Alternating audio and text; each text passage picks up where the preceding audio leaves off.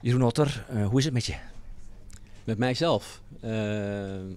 Ja, je ligt echt in twee werelden op dit moment. Hè. De realiteit met wat er met Shinky en zijn gezin is gebeurd. En tegelijkertijd sta ik hier op een Europees kampioenschap met 10 atleten die maar één ding willen. En dat is winnen.